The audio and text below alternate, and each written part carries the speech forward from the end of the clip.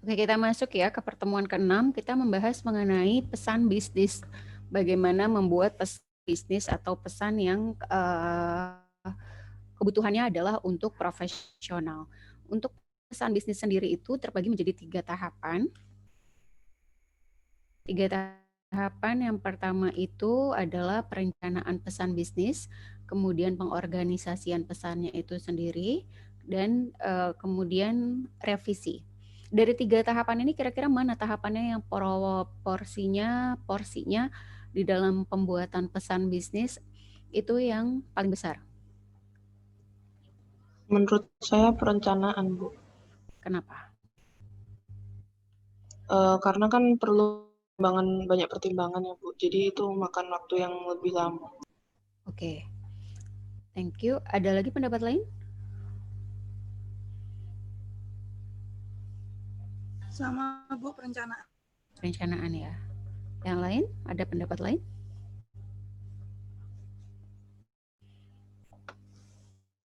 Revisi juga bisa, Bu, tapi biasanya kalau banyak revisi itu dampak karena perencanaannya yang kurang. Oke. Ada lagi pendapat lain?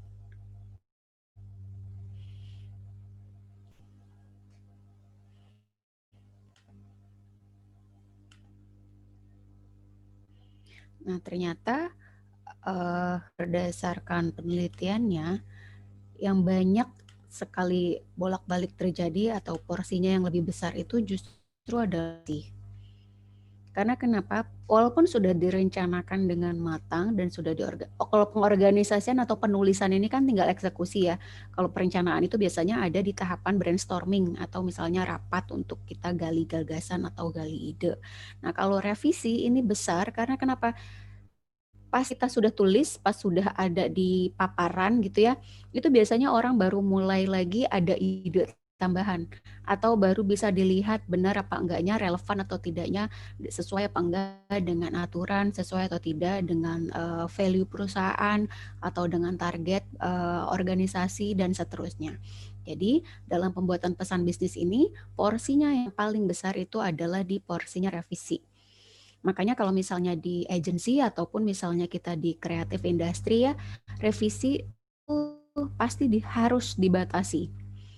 Kalau di dalam quotation biasanya dituliskan maksimal itu bisa berapa kali revisi. Kalau untuk desain misalnya. Kita kemarin juga tugas minggu lalu ada desain poster kan ya, ada desain poster, ada desain video. Nah itu kalau kitanya sebagai organisasi yang membuat ya, itu harus dibatasi. Karena kalau enggak, kenapa? Ada yang nonton Emily in Paris nggak? Netflix? Nonton, Bu. Nonton. Nah itu kan banyak sebenarnya si film itu banyak meme-nya ya di viral. Kalau Emily pasti nggak mungkin tahan kerja Jakarta. Karena kenapa? Agensi bisa bolak-balik disuruh revisi. Nah, itu memang harus dibatasi proses revisi karena kalau nggak akan kelar-kelar. Batasi biasanya di dalam quotation maksimal 3 kali. Setelah 3 kali revisi itu dikenakan charge, dikenakan tambahan charge ekstra untuk desain atau ada ad cost gitu ya.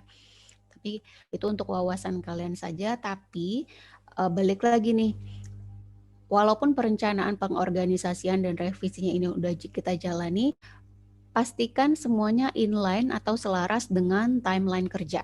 Jadi harus pegang timeline. Karena kalau enggak apa, orang itu pada dasarnya kan emang banyak maunya ya. Dibikinin satu nih, misalnya visualnya, posternya udah bagus, flyer udah bagus.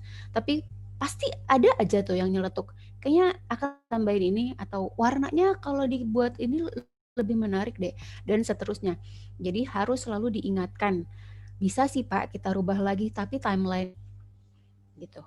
Timeline-nya nggak memungkinkan Pak atau Bu gitu ya. Kadang juga kayak gitu. Kalau misalnya kita usulkan, udah masuk ke atasan nih, proposal udah final, udah pakai touch up, udah pakai desain, udah bagus lah, udah perfect menurut kita. Tapi suka ada aja yang kurang tuh. Nanti pasti juga akan ada temuin atasan atau tim atau stakeholder kita yang tipikalnya kayak gitu. Nah, kalau misalnya udah ketemu case yang seperti itu, harus diingatkan adalah timeline, deadline-nya. Bisa Pak, kita revisi lagi videonya, misalnya berupa visual video ya. Tapi deadline-nya nanti nggak kekejar gimana? Nggak apa-apa gitu, dibalik aja. Biasanya kalau udah argumennya dengan deadline atau argumennya dengan cost, itu nggak jadi revisinya. Yang udah-udah sih seringnya gitu ya. Jadi itu jadi counter kuncian kalian. Oke, yang pertama sekarang kita bahas adalah perencanaan pesan bisnis. Ini di sini kita tentukan dulu tujuannya, pesan itu sendiri untuk apa? Apakah untuk memberikan informasi atau untuk persuasi atau untuk kolaborasi. Kemudian dulu audiensnya siapa atau penerima pesannya. Karena kalau effective communication itu adalah yang selalu berpusat atau berfokus kepada audiensnya, kepada target komunikannya atau penerima pesannya. Kemudian seleksi saluran medianya. Oh, audiens kita nih ternyata umuran sama-sama milenial. Oh, mereka senengnya lebih efektif kayaknya kalau lewat media sosial deh. Kita seleksi salurannya. Atau padahal si bosnya mungkin masih yang tipikal old school gitu ya, masih yang tipikal konvensional. Enggak, kita pasang iklan di radio aja, atau enggak kita pasang iklan di koran aja. Padahal sesuai enggak audiens atau karakternya si audiens. Nah, itu yang mesti kita lakukan saat perencanaan pesan bisnis atau personal. Kita analisa lagi siapa target audiensnya dan channel apa, saluran apa yang mereka pakai gitu kebanyakan. Karena kalau enggak percuma atau jadi eman-eman gitu ya. Jadi buang-buang budget. Nah, tujuan pesannya juga ada di sini. Apakah hanya sebatas informasi?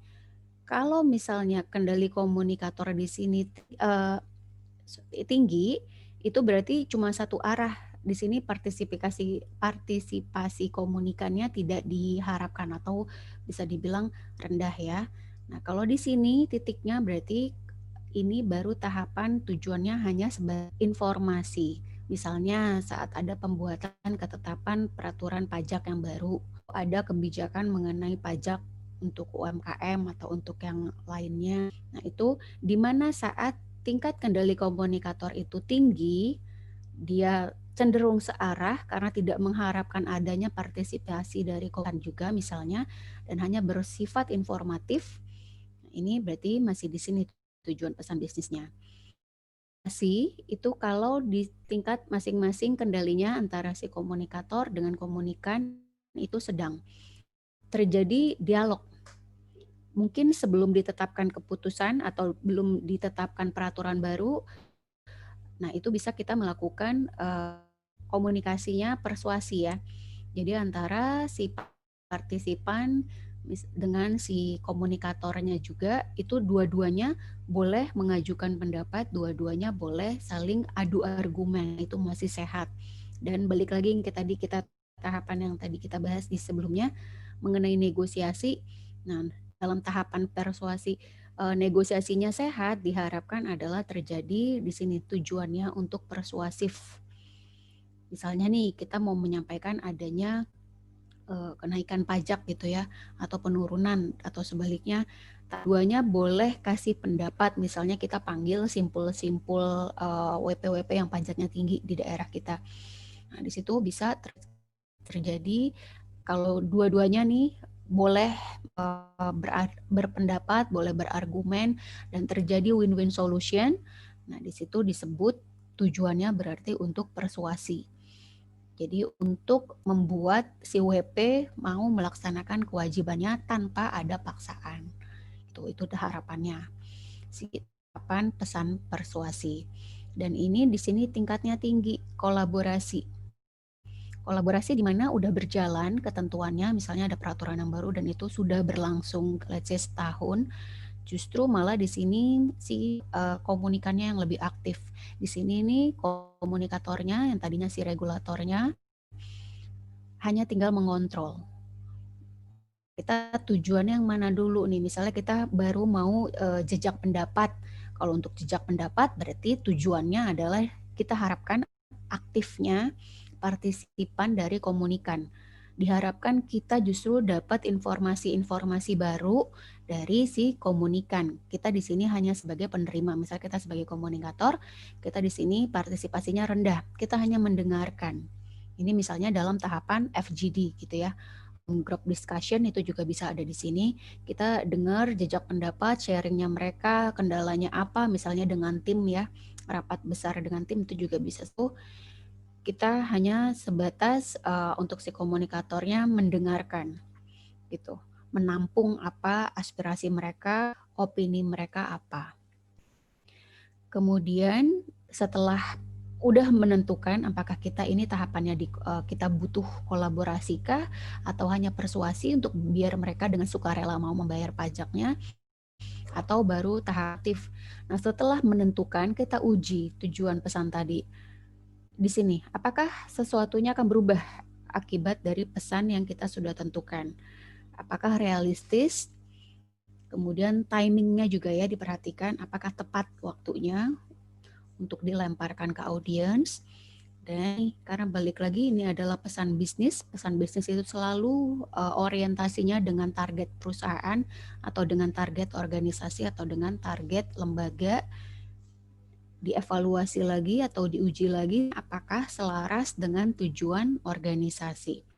Kalau kebanyakan jawabannya enggak, bisa jadi memang kita menentukannya di awal belum tepat. Nah, nanti mesti dikaji ulang lagi dengan tim. Jadi nggak bisa diputuskan sendiri.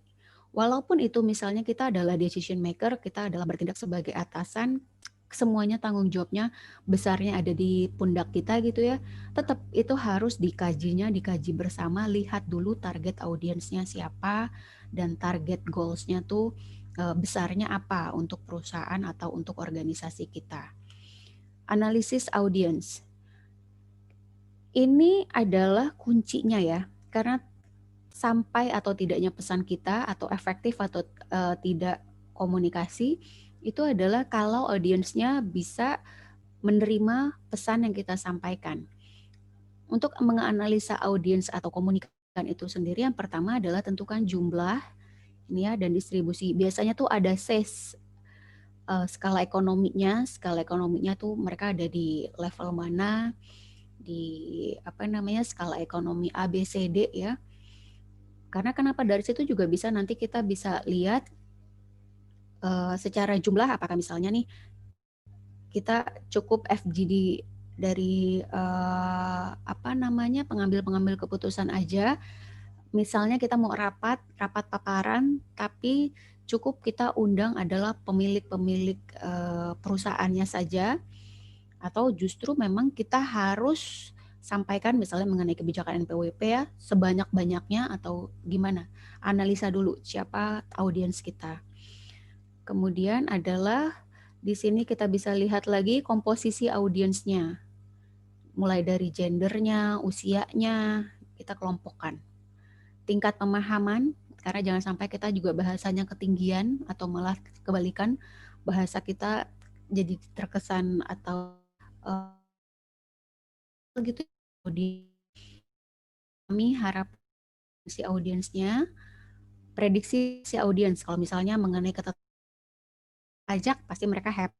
Kalau misalnya sebaliknya ada kenaikan, pasti akan ada argumen-argumen yang mungkin bisa jadi alot karena mereka misalnya ternyata sebagai pembayar si wajib pajaknya mereka kontribusinya besar dan beban mereka juga jadi besar. Misalnya kalau ditambahkan presentasi pajaknya, otomatis nih kita sudah bisa prediksi happy ini. Nah, kita gimana cara kita menjawab atau bahan untuk argumen. Itu juga bisa diprediksi ya. Dan hubungan aktor dengan audiensnya. Maksudnya gimana? Ini kita juga bisa lihat apakah misalnya selama ini adalah orangnya yang sama, dia gini. Kalau misalnya adalah orangnya di satu wilayah kita udah kenal siapa wajib pajaknya, siapa rekening, siapa holdernya. Bisa jadi memang sudah terlibat hubungannya sudah bagus gitu ya. Tapi juga bisa jadi adalah kita sama sekali nggak kenal. Mungkin ada WP baru atau ada stakeholder yang baru.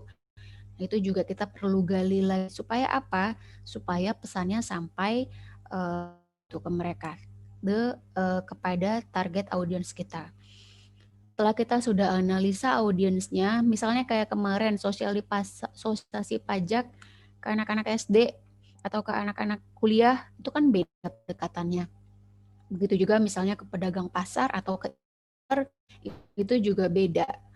Nah, makanya kita harus analisa lagi audiensnya supaya bahasa yang kita gunakan juga sesuai dengan mereka. Setelah analisa sudah kita lakukan, berikutnya adalah salurannya atau channelnya. Medianya apa yang kita pakai? Media list, percakapan langsung tatap muka atau lewat misalnya audiens Bu, ini gamers atau ini para influencer. Oh oke, berarti kita mungkin bisa bentuknya tata langsung, bisa berupa coffee talk biar lebih santai. Mereka masih muda, pendapatannya luar biasa, misalnya gitu ya.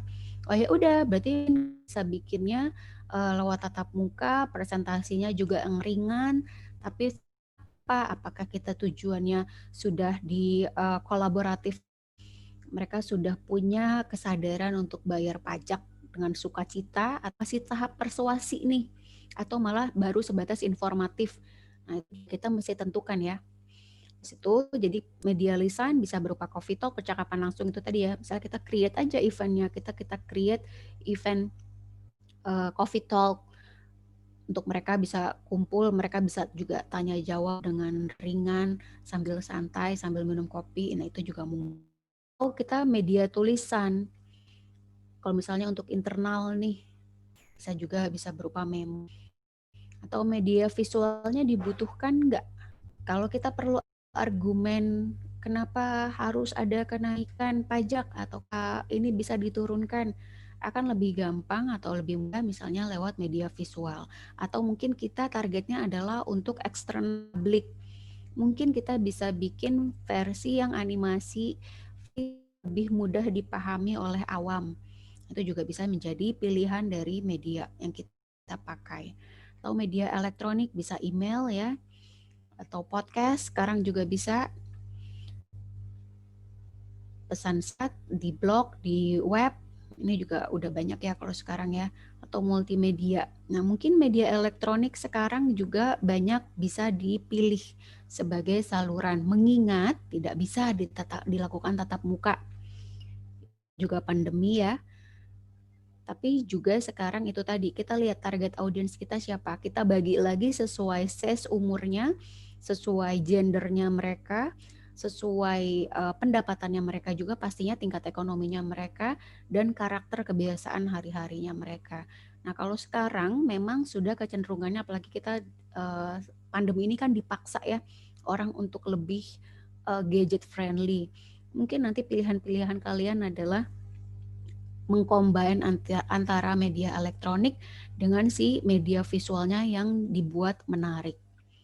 Tuh, karena jangan sampai apa yang kita sampaikan itu nggak masuk ke mereka karena ternyata kita salah pilih channelnya, saluran message-nya, pesannya. Kita pakai tidak sesuai dengan target audiens kita.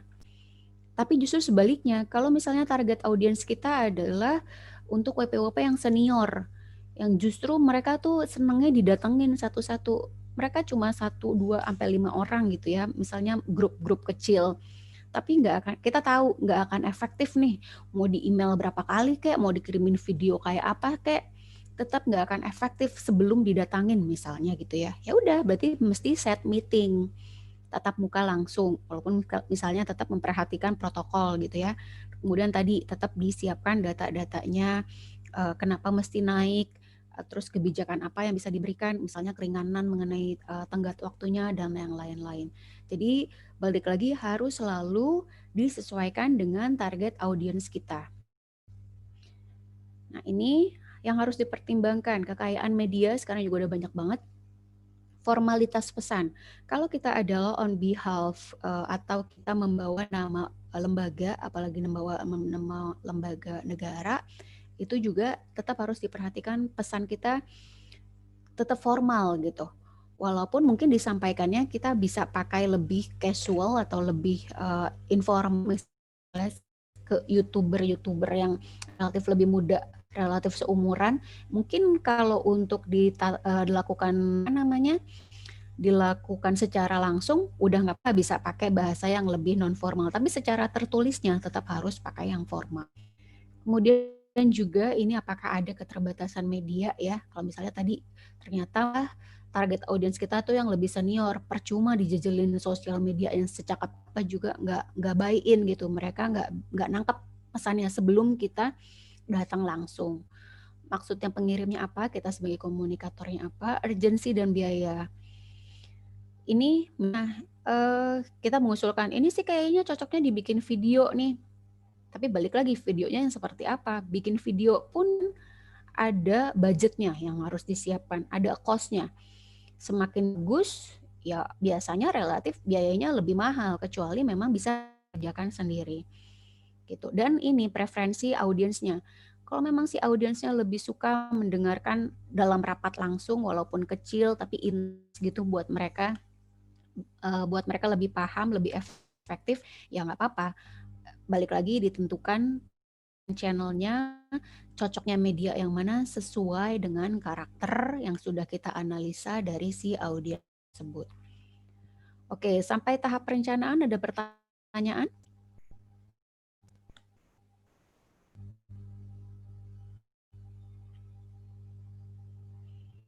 Dalam tahap perencanaan juga kita sebisa mungkin jangan pada metode atau cara-cara yang itu-itu aja atau yang biasa dipakai sama senior kita gitu ya, sama yang udah berjalan. Nah, justru dengan adanya nanti misalnya kalian sebagai newcomer, sebagai fresh graduate, sebagai pegawai baru, justru mereka butuh ide-ide baru dari kalian. Jadi jangan takut untuk saat penyusunan itu biasanya akan dilakukan rapat-rapat untuk brainstorming. Jangan takut untuk berpendapat, jangan takut untuk ide gitu, berinovasi. Kemudian di sini ada tahapan selanjutan setelah kita sudah mengidentifikasi perencanaan pesannya, tahap adalah pengorganisasian pesannya itu sendiri. Tinggal ditulis nih, kalau lagi bikin laporan akhir nih biasanya udah di draft, terus kemudian ini tinggal diorganisir atau tinggal ditulis, tinggal dieksekusi gitu. Tahapannya pertama adalah mendefinisikan dan mengelompokkan ide dulu dengan outline. Bikin draft tadi itu ya, membantu memvisualisasikan hubungan antar bagian. Misalnya kita punya proposal kegiatan.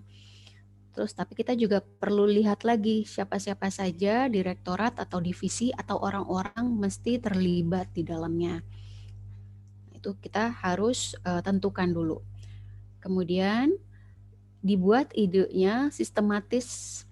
Ini adalah pengorganisasian ini fungsinya adalah membantu kita mengkomunikasikan ide supaya lebih sistematis, efektif, dan efisien. Berapa biayanya tadi misalnya, terus bisa dilakukannya kapan, efektif apa enggak, tingkat keberhasilannya gimana. Nah itu cara menyusun outline, mulai dulu dengan ide pokoknya apa, gagasan utamanya apa, poin-poin pendukungnya, kemudian berikan ilustrasi atau contoh-contoh yang menunjang. Dan kemudian yang berikutnya adalah menentukan urutan dengan rencana organisasional. Bisa pendekatan langsung, bisa pendekatan tidak langsung. Kalau misalnya kita bikin kegiatan, bisa ikut kegiatan-kegiatan, itu kan perlu ada approval ya, minimal dari bagian akademisi. Kalau itu kegiatan kampus. Nah, nanti di lembaga atau di dalam organisasi, itu pasti minimal kita perlu approval dari atasan kita. Nah, saat kita mau minta approval itu, Pak, kita mau mengadakan kegiatan nih, misalnya kita mau bikin webinar akhir tahun. Ya, kita bisa paparannya, bisa tadi kita udah punya nih draft outline-nya, tujuannya apa, targetnya berapa, misalnya mau dijual ke mau dijual berapa tiketnya, atau malah mau digratisin, tapi kita butuh ada dana untuk misalnya bayar pembicara. Nah itu, berarti kita perlu berbicara dengan pertama atasan kita, kemudian kedua mungkin perlu dilibatkan adalah divisi humasnya, karena terkait dengan publik gitu, terkait dengan audiens eksternal. Kemudian, Pak kayaknya ini bagusnya kita ngundang media sih sekalian untuk publikasi aturan undang-undang yang barunya nih, oh ya nggak apa-apa, tapi kan ada pendekatan langsung, misalnya kita mau menyampaikan dulu ke atasan kita, kalau memang yang bersangkutan ada di tempat dan kita punya kesempatan untuk berbicara langsung, ya bisa pendekatan langsung, atau bisa juga dengan pendekatan tidak langsung jika misalnya beliau tidak ada di tempat. Gitu. Begitu juga dengan direktorat-direktorat lain yang kita butuh approval-nya untuk ikut terlibat. Itu bisa disampaikan secara langsung melalui rapat langsung tatap muka, atau kalau tidak langsung mungkin kita bisa kirimkan dulu via email, kemudian nanti kita follow up via telepon gitu. Nah, kemudian tadi tahap pengorganisasian itu sudah kita ketik, udah kita bikin proposalnya, udah jadi draft proposal pertama, baru masuk isinya. Revisi ini berisi kegiatannya yang pertama adalah mengedit isinya. Karena bisa jadi ada typo ya, ini juga paling sering. Baik itu typo, atau besar kecil penulisan, atau kayak kalimatnya ada yang nggak enak, atau paragrafnya susunannya ada yang nggak sesuai. Nah itu biasa ya, kita harus merevisi. Supaya apa? Supaya yang baca juga enak, terus bisa sependapat sama kita. Intinya adalah biar proposalnya goal gitu ya. Jadi harus tulisnya dengan baik. Kemudian ini teknis penulisan tadi, kemudian layout format desainnya. Kalau proposal yang isinya cuma teks doang, orang pengen nggak sih baca? Males Bu, monoton. Males. Iya, males, monoton. Karena apa? Karena nggak ada triggernya mereka untuk ini apaan nih gitu. Minimal ya, kalau dulu saya biasanya untuk misalnya kasih proposal event, kalau misal untuk kegiatan gitu ya, minimal tuh dia stand out, entah itu dari warnanya, entah itu dari jilitannya, atau dari ukurannya, atau dari cutting cover aja itu juga pengaruh, karena bikin orang jadi tertarik gitu untuk bisa mau dibaca duluan.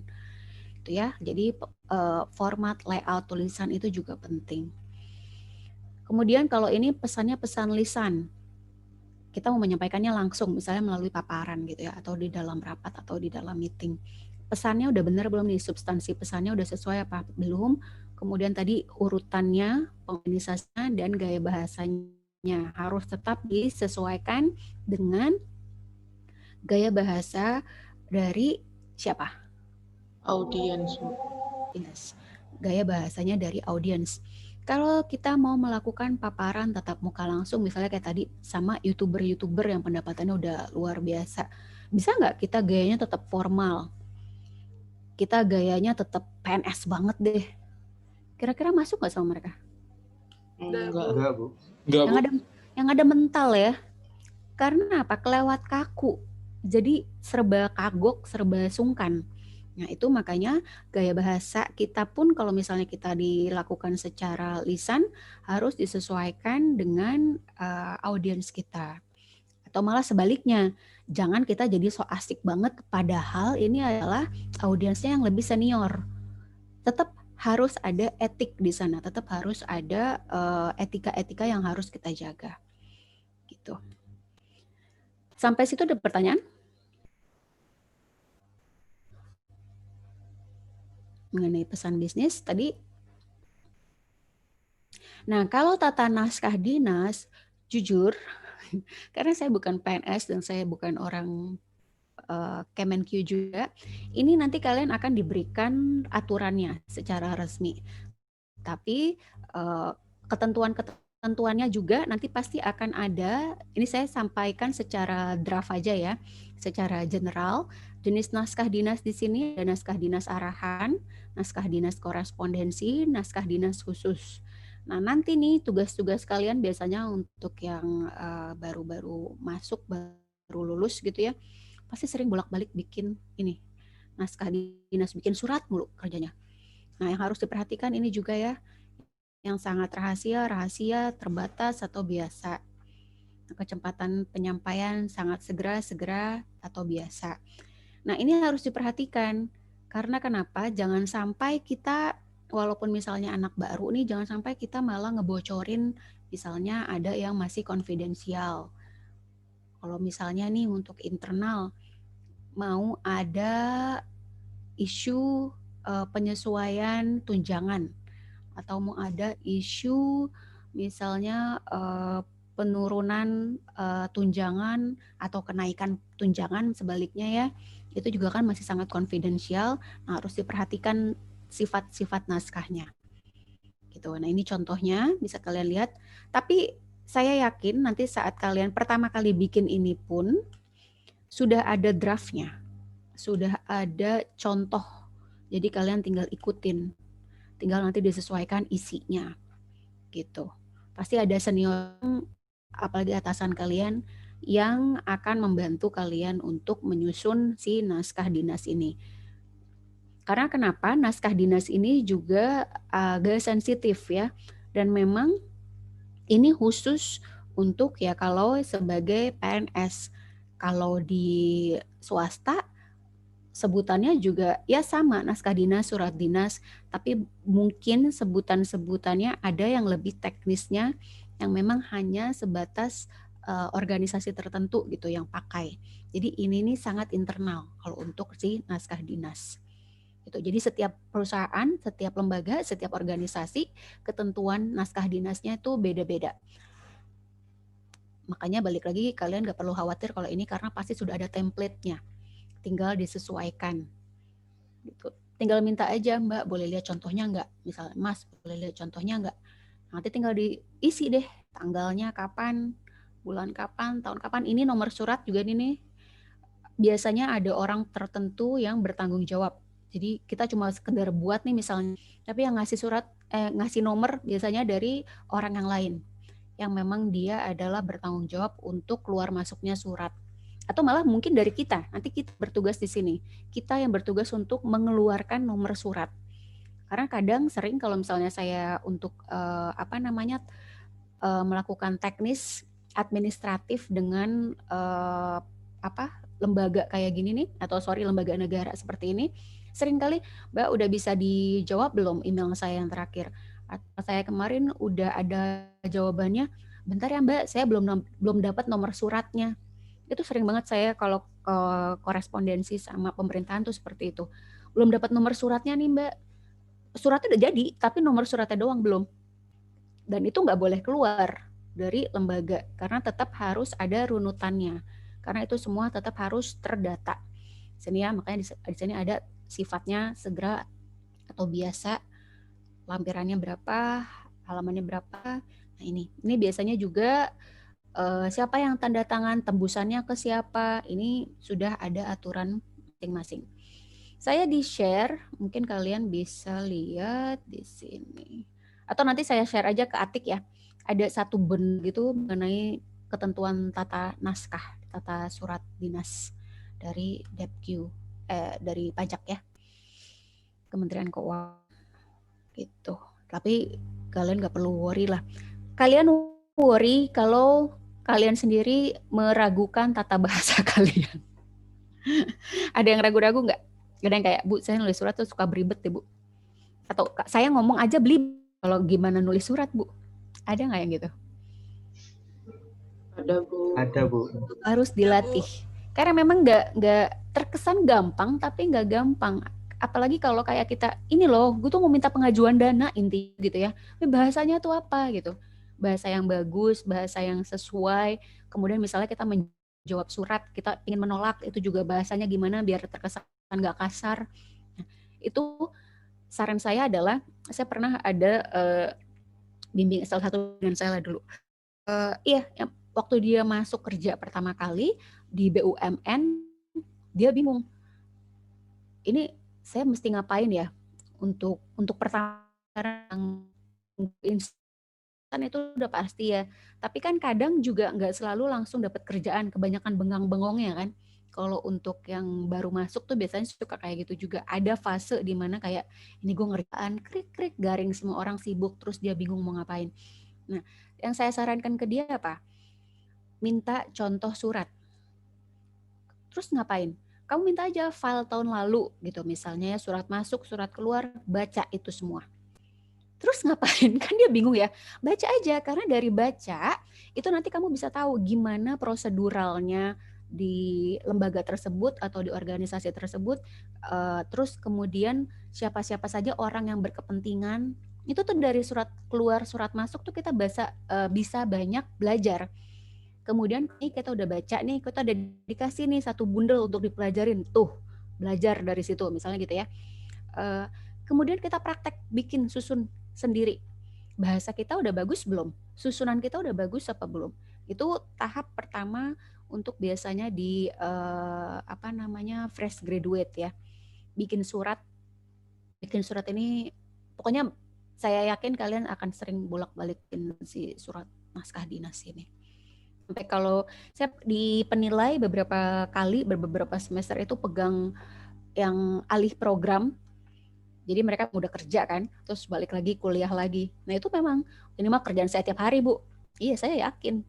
Udah merem, makin lama pasti makin merem. Udah tinggal ngedit yang ini, ngedit yang itu, tinggal bolak-balik kalimatnya. Gitu. Jadi tapi sebelum kalian terbiasa, banyak-banyak aja minta pinjem draft surat lama atau contoh surat lama yang ada di kantor gitu ya. Yang surat tahun lalu, surat keluar, surat masuk, dipelajarin aja. Nanti akan secara nggak sadar itu terekam bahasa ngomongnya gimana. Karena juga beda antara kita bikin surat misalnya yang kementerian resmi kayak gini ya, dengan misalnya adalah saya sebagai swasta. Itu juga bahasanya beda. Gitu. Jadi makanya karena kalian adalah on behalf-nya Kementerian Keuangan, nanti insya Allah dari kalian bahasanya tatan. Sampai sini ada pertanyaan?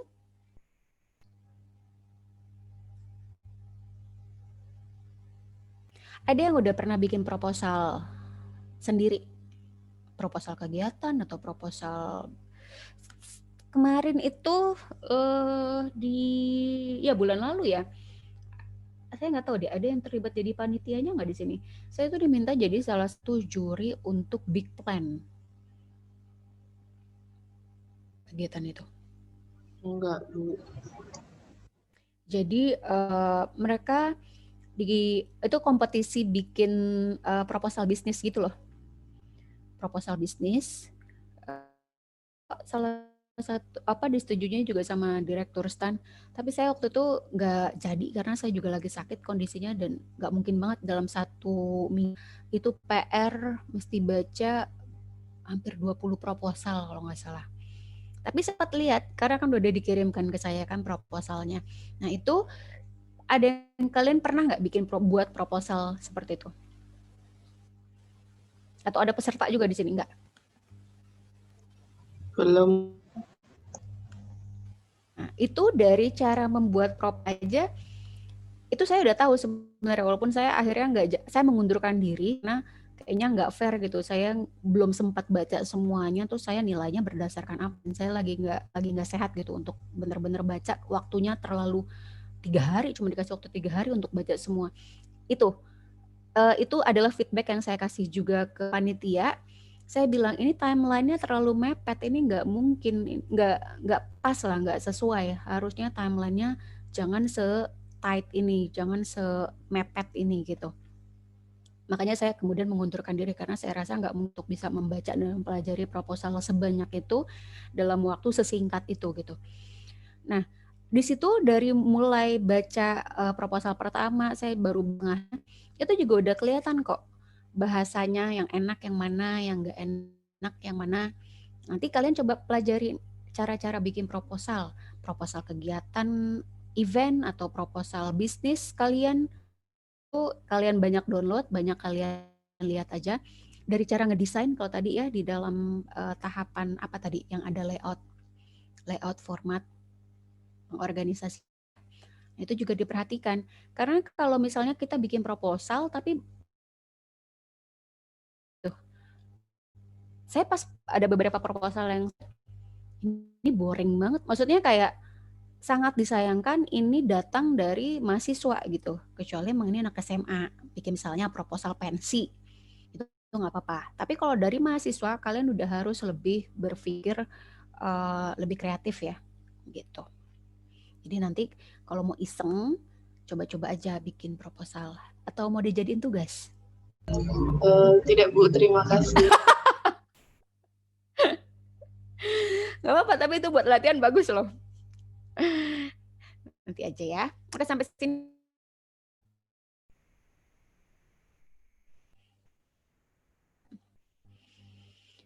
Kalau nggak ada, kita bahas pesan berikutnya. Jadi ini tuh kalau biasanya komunikasi melalui telepon itu saya satu pertemuan sendiri. Kalau ini tadi di revisi pesan itu juga bahkan 2 pertemuan. Menyusun pesan bisnis itu kalau di sebelum-sebelumnya biasanya saya bahas di komunikasi bisnis itu 2 pertemuan khusus untuk membahas mengenai penyusunan pesan bisnis. Karena memang apa? Karena memang agak teknis dan emang agak jelimet. Plus kalau dulu biasanya juga kalau tatap muka itu saya lebih senangnya praktek sih. Gitu. Jadi misalnya nih nanti kalau di kelas langsung ya, nanti dibagi 4 kelompok kayak biasa. Terus nanti akan ada melakukan kegiatan misalnya langsung coffee talk. Terus nanti ada yang audiensnya misalnya kayak tadi YouTuber. Ini adalah WP-nya YouTuber, atau ada yang satu kelompok adalah mensosialisasikan mengenai pajak, mengenai NPWP ke misalnya ke anak-anak SMA dan seterusnya. Nah, di situ tuh kelihatan memang itu biasanya sih jadi kocak ya, kayak saya inget di beberapa kelas misalnya itu yang tugasnya adalah YouTuber, ada pura-pura jadi Atta Halilintar lah, ada yang jadi Aukarin lah. Jadi beneran kita praktek role play dan gimana cara pendekatannya, gimana cara ngomongnya, terus pesannya tuh gimana. Cuma karena ini juga kita terbatas ya kelasnya online, saya juga bingung ngasih tugasnya gimana coba. Ada usulan nggak? Ada usulan?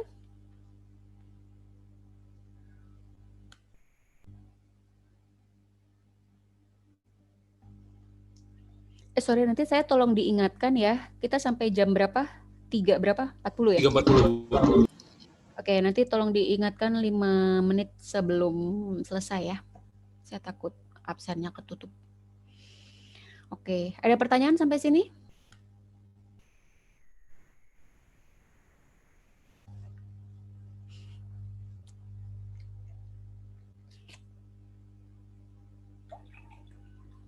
Waktu SMA ada yang waktu nggak SMA sih, mungkin ya waktu awal-awal kuliah atau sampai sekarang lah, ada yang belum pernah sama sekali terlibat dalam pembuatan proposal ke event gitu misalnya.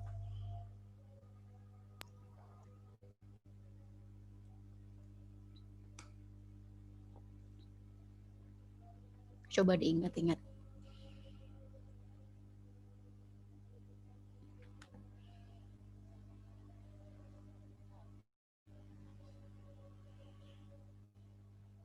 Sambil kita tunggu azan asar selesai ya.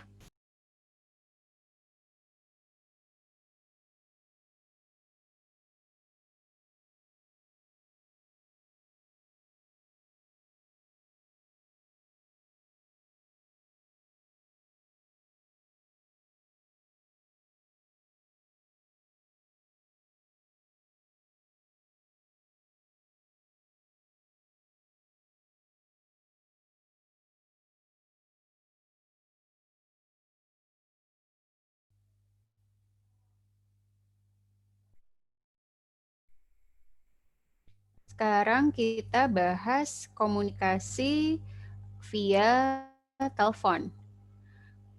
Komunikasi via telepon gampang susah sih? Tergantung dengan siapa kita teleponnya, Bu. Gampang-gampang susah. Gampang-gampang Lebih susah. susah Tergantung menurut saya. dengan susah. Susahnya di mana? Karena kita menjawabnya spontan, Bu. Nggak bisa mikir dulu yang lama kayak kalau surat dinas. Ya benar.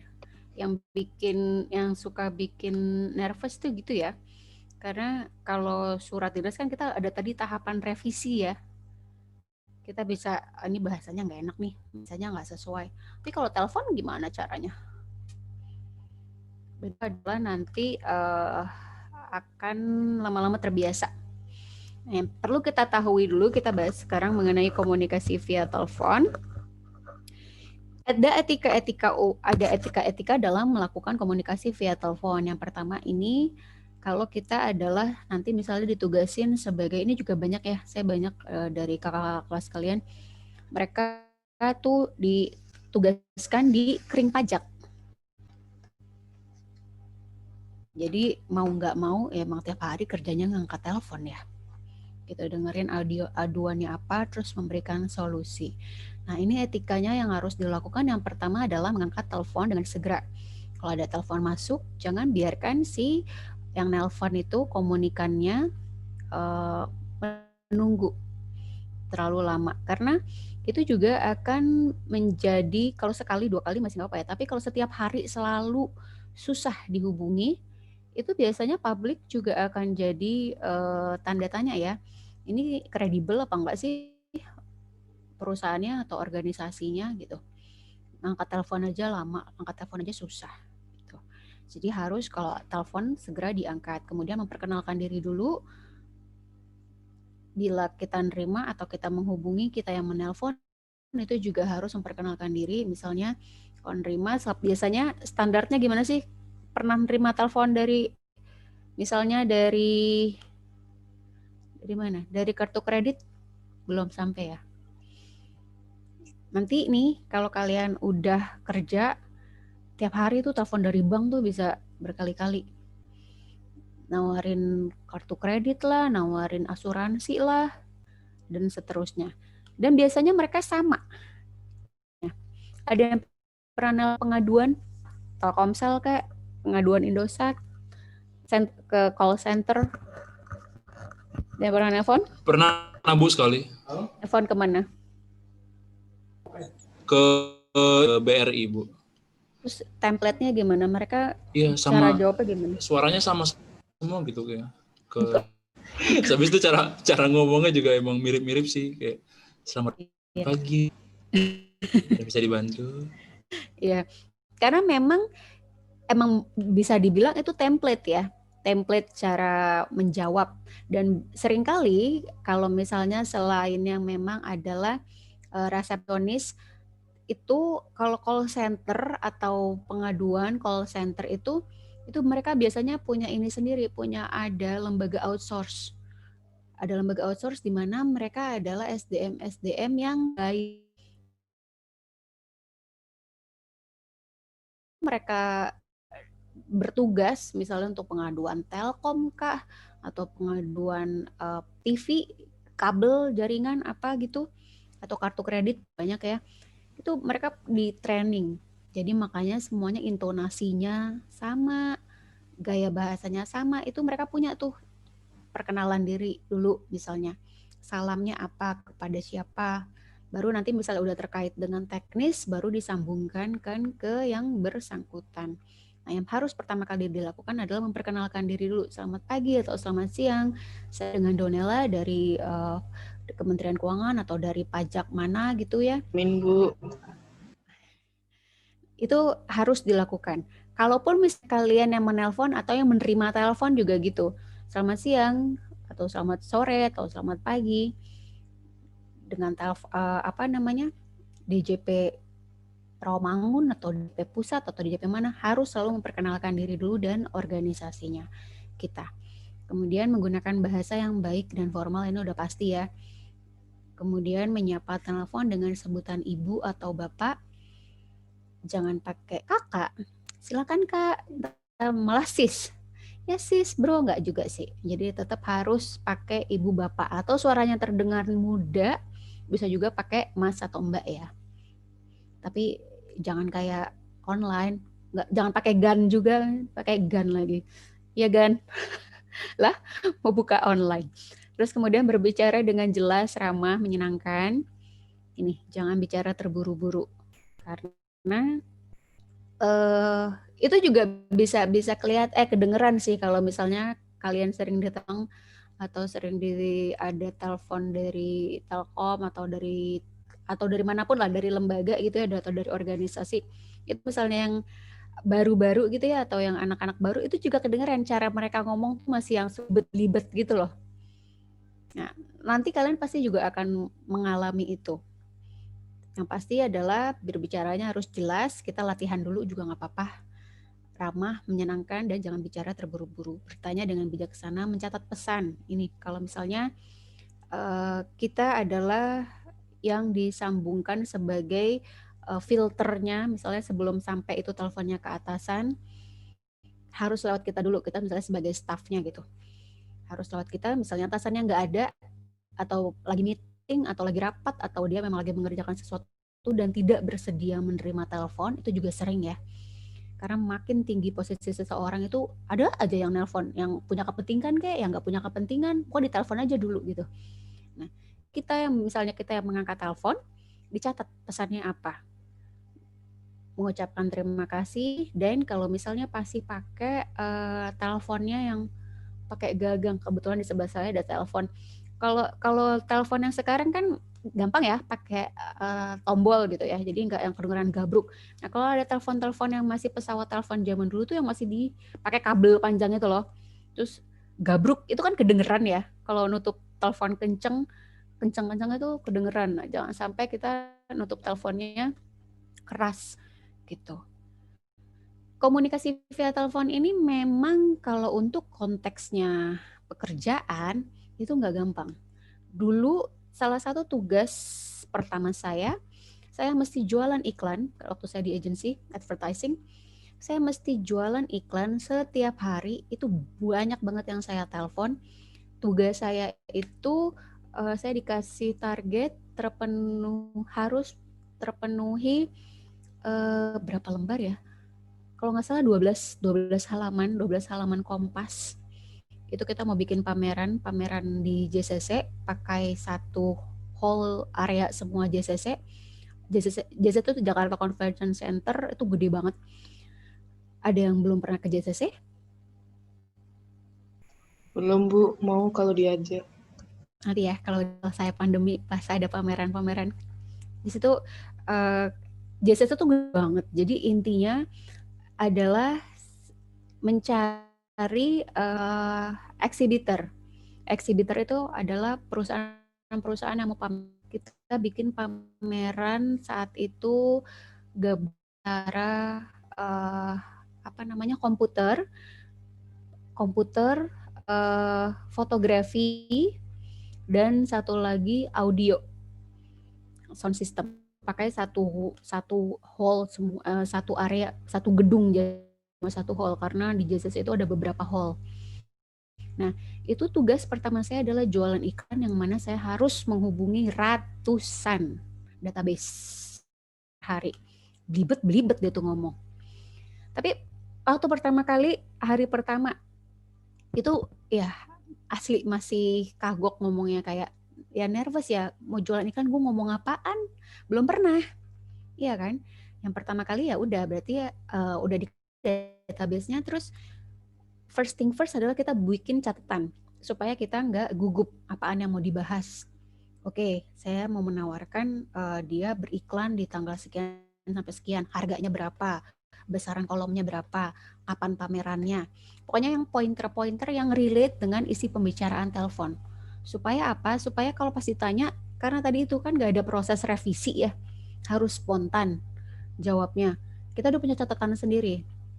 Jadi hari pertama masih blibet ngomongnya, masih ditemenin sama senior saya juga, karena ini apaan, ini jawabnya apa?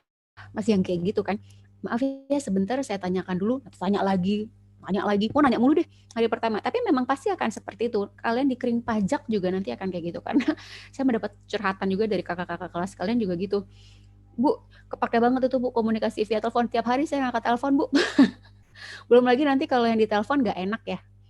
Kan kita nggak tahu mood orang. Kita nggak tahu karakter siapa yang ditelepon, karena kan random. Kita belum kenal gitu secara personal. Nah, waktu di telepon pertama masih kagok, telepon kedua, ketiga juga masih belum lancar, pas berikutnya baru kemudian lancar. Nah, di tahapan telepon pun juga seperti itu ya. Tahapan pertama itu biasanya kita sertai dengan masuknya proposal. Saya kirimkan proposalnya ya Bu. Berarti kan setelah telepon disertai dengan email. Nanti begitu sudah ada tertarik, baru bisa ada follow up lanjutan. Mungkin kalau udah sekali, 2 kali, 3 kali nelpon dengan orang yang sama, lama-lama akrab. Walaupun cuma telepon doang gitu ya. Itu yang tadinya kita kira bapak-bapak atau ibu-ibu atau jadi formal, ternyata pas udah ngobrol banyak, udah tanya-tanya banyak, bisa lebih cair. Nah itu nggak apa-apa, pakai bahasa yang lebih casual, bahasa yang lebih informal, gitu ya. Kemudian nanti juga kalian akan mengalami dan biasanya akan terlatih dengan sendirinya begitu udah sering dicoba ya. Ini kalau kita yang adalah staffnya, kalau memang paling sebel itu kalau nelpon terus nggak langsung nyambung tapi dioper-oper. Pernah nggak ngalamin? Telepon rumah sakit aja bahkan sering kayak gini loh. Urgent gitu ya. Kalau rumah sakit kan konteksnya sering urgent ya. Penting gitu, darurat. Tapi sering kali juga itu dilakukan sama organisasi yang makanya saya paling sebel kalau ke rumah sakit yang dari pertama kali nelpon aja susah gitu dapat PIC atau dapat contact personnya. Misalnya kita cuma mau bikin appointment atau bikin janji sama dokter tertentu gitu. Tapi dioper-oper mulu, dioper-oper terus itu juga sebel ya lama-lama. Udahlah ganti rumah sakit aja. Padahal sebenarnya bermasalahnya bukan sama si dokternya, tapi sama cara pelayanannya gitu. Makanya kalau kita sebagai yang frontliner atau yang di garis terdepan untuk angkat telepon duluan itu juga gitu ya. Disambungkan langsung ke yang dituju. Apabila salah sambung, ini juga sering jelaskan dengan ramah. Tapi kalau 2 kali 3 kali salah sambung mulu sengaja kali ya. Gitu. Tapi kalau salah sambung itu juga dijelaskan atau disampaikan dengan ramah. Ini ya kalau penelpon menghubungi pimpinan, tanyakan dahulu adalah perihal identitas siapa yang nelpon atau nama asal kantornya atau perusahaannya keperluan apa. Kemudian bersikap sopan, hangat, dan akrab. Kalau terdengar tidak ramah, tangani secara profesional. Ini nih sering nomor 5 yang menguji kesabaran kalian. Karena itu tadi, kita kan nggak tahu yang nanti yang akan menghubungi kita tuh siapa. Karena kan nggak kenal ya, bukan bersifat pribadi, tapi adalah konteksnya profesional. Ada yang seringkali menguji emosi kita, karena misalnya udah dijelasin berkali-kali dan udah menurut kita udah cukup jelas, tapi nanya lagi hal yang sama atau malah dia lebih galak gitu, marah-marah. Nah, itu harus kitanya yang tetap tenang.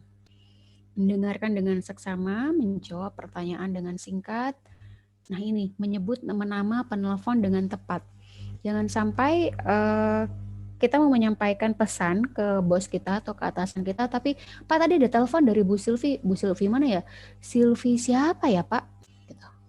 Makanya perlu dicatat dan pastikan memang namanya benar gitu ya. Nih harus selalu siapkan kertas alat tulis, salam, bahasanya yang baik. Atur waktu telepon supaya kita misalnya nih kerjanya nanti berhubungannya dengan dari satu kelas ini juga mungkin ada kan yang di Indonesia Timur atau di Indonesia Tengah atau bahkan nanti ada di luar negeri. Itu juga korespondensinya misalnya dengan staf pajak atau staf Kemenq yang ada lagi di luar negeri itu juga harus mengatur ya. Misalnya bisa jadi di kita lagi siang tapi di sana masih pagi atau masih tengah malam, itu juga harus diatur waktunya kapan menelpon yang baik. Jika menelpon pejabat, atur waktunya supaya efektif dan jangan langsung main telepon kalau kita mau telepon ke yang orang punya posisi penting.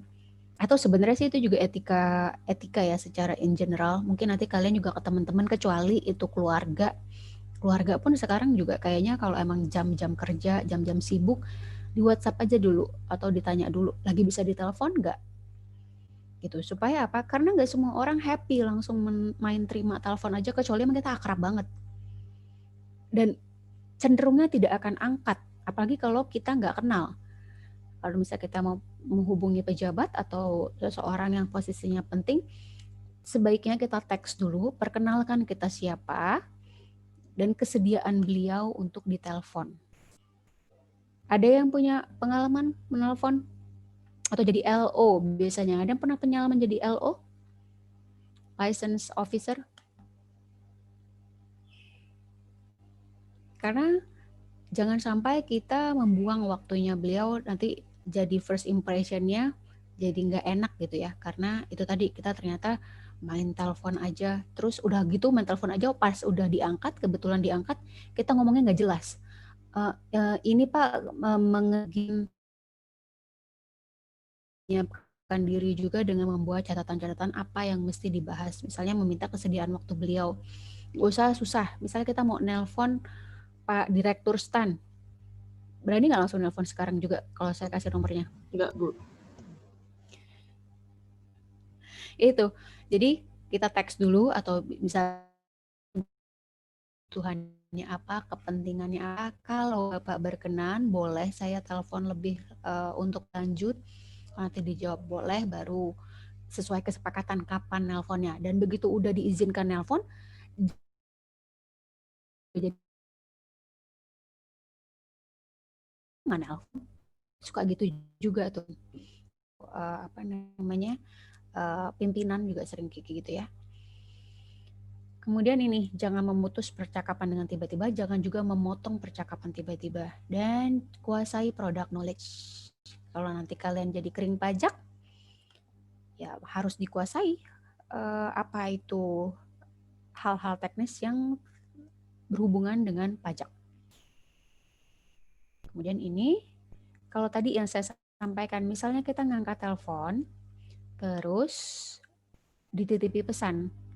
Nanti minta tolong email di email ya, saya udah kirimkan proposal ke email saya.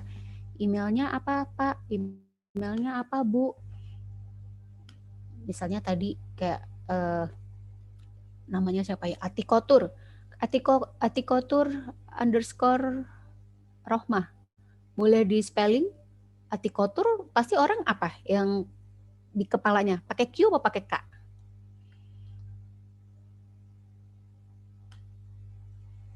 Pakai apa? Pakai kabut. Nah, biar nggak salah alamat emailnya, pakai ini caranya paling gampang untuk make sure. Alpha Tango, coba kamu ejak namamu sendiri, Atiko. Alpha Tango India Quebec Oscar Tango Uniform Romeo. Ya. Jadi gitu biasanya. Diulang lagi dengan kita menyebutkan ini. Supaya apa? Memastikan tidak salah spelling, tidak salah ejaan. Nanti kalau salah alamat email. Gitu ya. Ini adalah tips untuk kita dalam menuliskan pesan. Atau misalnya juga ada kode booking gitu juga kan ya. Kode booking pesawat itu pasti biasanya pakai kode-kode seperti ini. Nah, sebelum kita close yang materi hari ini, saya mau kasih lihat kalian video sebentar ya. Saya stop dulu di sini. Ada pertanyaan nggak sampai sini?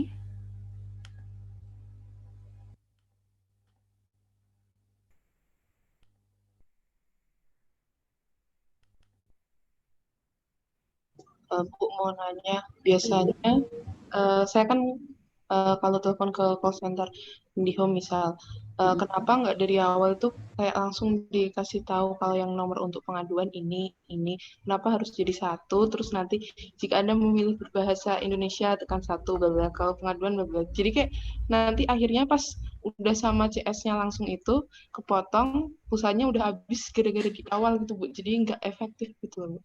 Nah itu sebenarnya bisa kita jadi masukan. Iya itu juga saya sering ngerasain tuh. Kayak kenapa sih ujung-ujungnya tetap pencet 0 kan? Kalau untuk bahasa Indonesia bisa tekan 1, bahasa Inggris tekan 2. Tapi untuk berbicara dengan customer service kami tekan 0 gitu kan? Iya.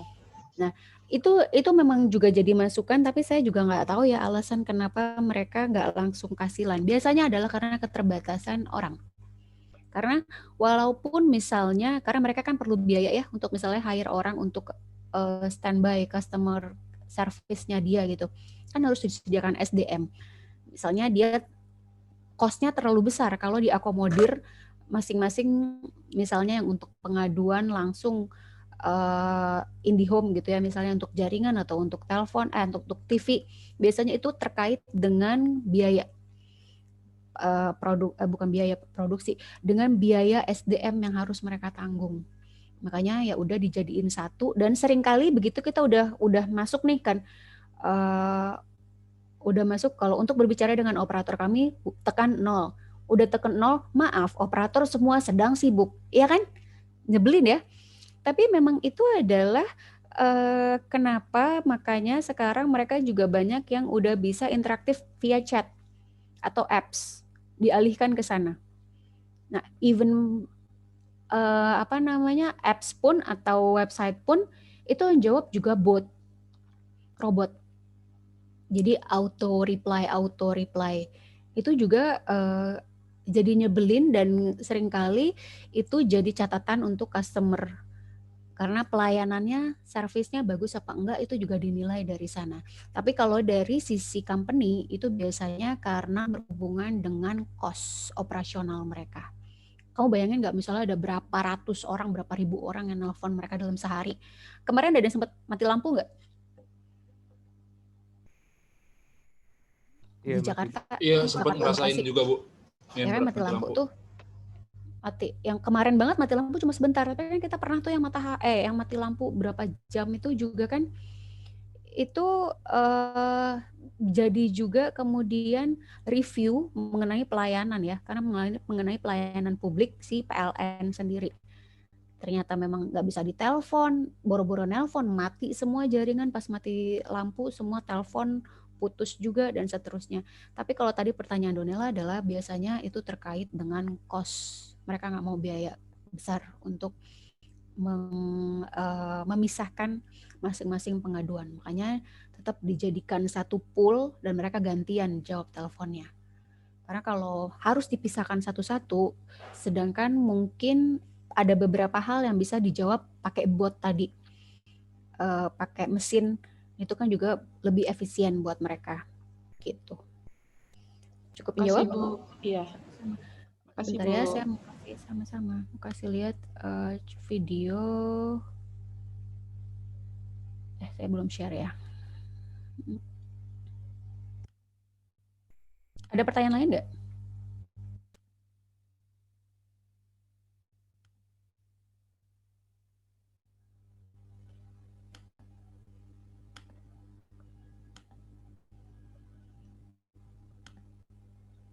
Kalau nggak ada, kita lihat contoh video ngangkat telepon, gimana cara nyambungin, gimana cara berbicara atau meng-hold telepon.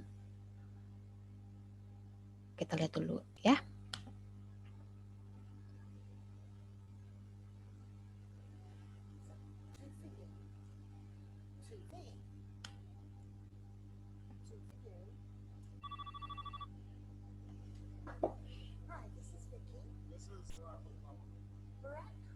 This is Barack Obama. How are you? Fine. How are you?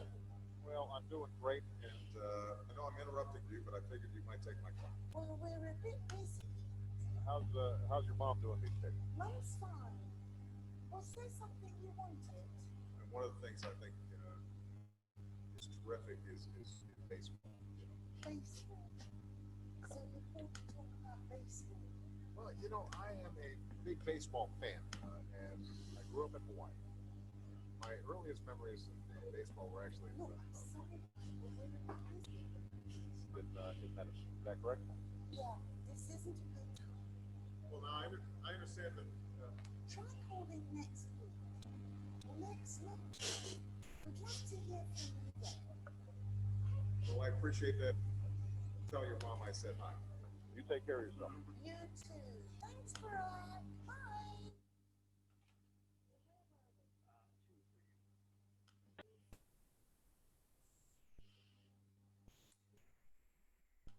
Ini contoh kalau kita sedang tidak berkenan mengangkat telepon atau kita lagi sibuk, walaupun dengan videonya yang rada konyol ya. Barack Obama loh yang nelpon.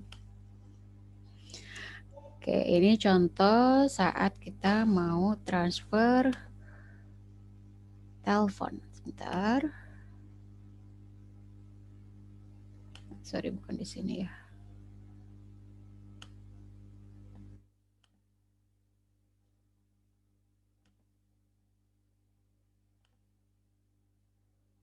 Unit 6. Answering the telephone and transferring a call.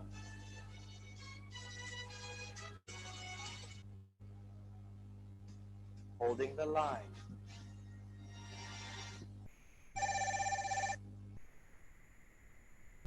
Hello, this is the Multiplex company. Sales and marketing department? Yes, it is. How can I help you? I'd like to speak with Mr. Smith, please. Could I ask who is calling, please? Yes, my name is Michelle Anderson. Okay. Would you mind holding the line a moment? Thank you. Mr. Smith, you have a Miss Anderson on line. Oh, no. I don't want to talk to her. Shall I tell her that you're busy and we'll call her back later? Yes, tell her that. Okay. Taking a message. I'm afraid Mr. Smith is too busy right now to take your call. I see. Can you ask him to call me back, please? Certainly. Can I have your number? 444-1234. Thank you. Goodbye. Bye. Here you go. Oh. Did she say what she wanted? No, she just wants you to call her back.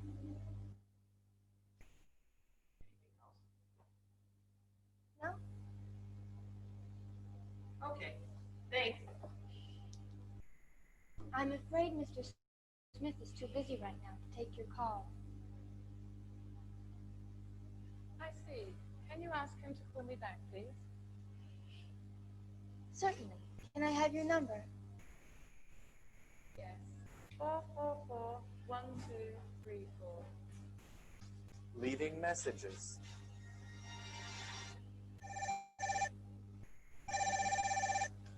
Hello, Mr. Smith's office. Can I speak to Mr. Smith, please? I'm sorry. Mr. Smith is in a meeting right now. I see. This is an important call, though. Could I ask who is calling, please? Yes, I'm calling from Mr. Johnson's office. To whom am I speaking? My name is Jane. I'm Mr. Smith's new secretary. Nice to meet you, Jane. Could you please have Mr. Smith call Mr. Johnson today? What is it about? Mr. Johnson would like to talk about the prices of your products. Okay, I'll tell him as soon as he finishes his meeting. Okay, thank you. Goodbye. Goodbye. Could I ask who is calling, please? Yes, I'm calling from Mr. Johnson's office. Mr. Johnson would like to talk about the prices of your products. Okay, I'll tell him as soon as he finishes his meeting.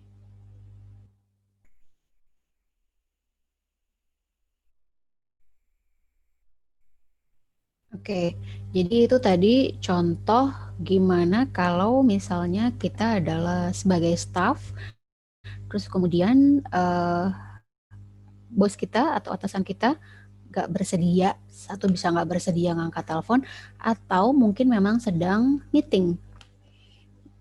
Di situ kita harus jelas menyampaikan pesannya, kemudian dari siapa, terus kemudian kalau misalnya minta ditelepon balik, nomor teleponnya dicatat, atau di email, tadi ada proposal tadi mengenai penawaran harga produk, juga dicatat emailnya, atau bisa kita follow up, kita bantu follow up, dan seterusnya.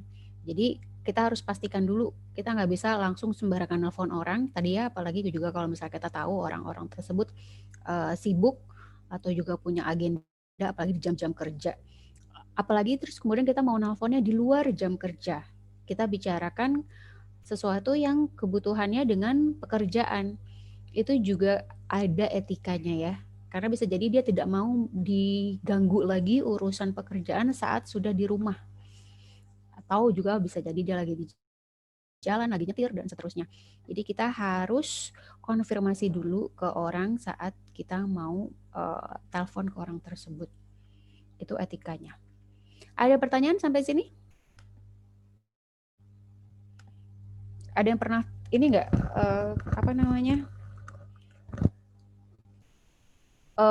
ditipu penelpon, kena modus penipuan lewat telepon? Itu sekarang Alhamdulillah belum, Bu. Dari Shopee gitu, Bu, yang ya Mas dari mau manapun jadi ya. pernah. Ya pernah sih, Bu. Pernah ditelepon doang sih, Bu. Yang Tapi aku kena keluarga kecelakaan. Enggak. Iya Ketipu sih iya. enggak. Jadi ngobrol malahan. Gimana tips nipu lah? Kok jadi tips nipu? Iya, malah jadi belajar, Bu, mau nipu orang, Bu. Janganlah.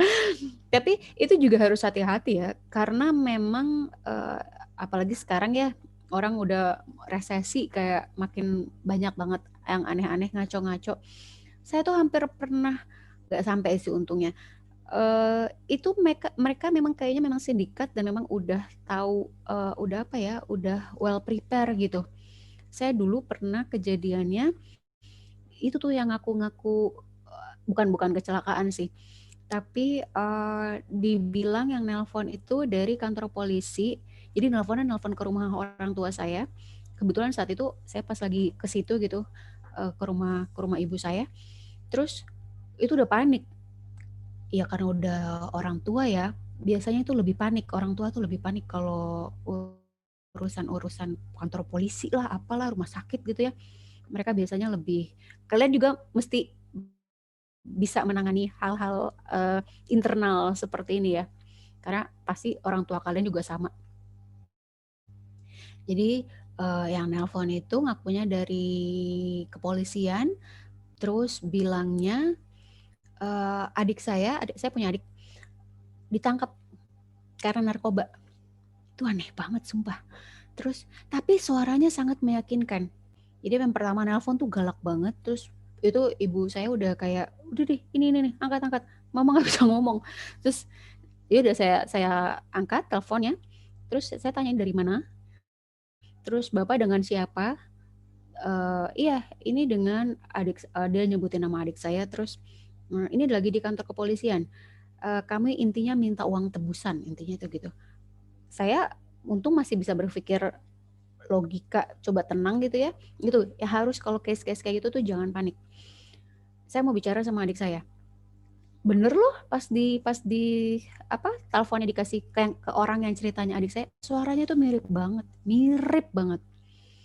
Terus sambil nangis juga sama, adik saya cengeng. Terus jangan nangis dulu, diam dulu gitu. Terus kenapa gitu. Terus saya tahu banget nggak mungkin adik saya tuh kena narkoba. Adik saya anak udah 3 by the way, dan emang dia kebanyakan di rumah juga, ibu rumah tangga. Jadi terus pas disambungin suaranya mirip banget, mirip parah. Terus ya udah ini di mana? Ya udah tolong cuma tolong doang. Terus tapi untungnya ada kakak saya juga di pas lagi kejadian itu langsung nelpon ke adik saya ke handphonenya. Untungnya diangkat, biasanya suka nggak diangkat, ibu-ibu kan gitu ya, teleponnya di mana, orangnya di mana. Nah, untungnya diangkat sama adik saya, terus intinya dia ada di rumah, berarti kan udah ketahuan ini modus nih. Terus udah saya lanjutin aja, sekarang sekalian saya kerjain balik. Oh gitu Pak, oke, penebusannya ditransfer kemana Pak, atas nama siapa, saya catat semua. Terus pas sudah selesai dia kasih nomor rekening, namanya dia. Ya udah Pak, nanti ditunggu aja ya Pak, bentar lagi rekening Bapak diblokir, saya tahu ini penipuan. Tapi case-case yang dengan modus penipuan via telepon itu juga banyak, dan kalian harus hati-hati, dan mereka melakukannya secara profesional. Jadi cara mereka menjelaskan di telepon, cara mereka seolah-olah ini beneran orang yang ditangkap, nggak ngerti dapat dari mana, suaranya bisa sama, namanya sama, alamatnya sama, mereka punya database. Jadi memang sindikat ya. Nah itu jangan sampai termakan yang kayak gitu. Dan intinya komunikasi via telepon itu, apalagi kalau kalian nanti udah on behalf kering pajak atau atas nama Kementerian Keuangan atau atas nama pajak DJP mana, harus menguasai product knowledge dan harus melakukannya secara bahasanya yang terstruktur, bahasanya yang formal. Gitu ya. Sampai sini ada pertanyaan? Kalau nggak ada, saya mau isi absen dulu ya. Aktivitas. Saya udah stop sharing belum sih? Belum ya. Stop share.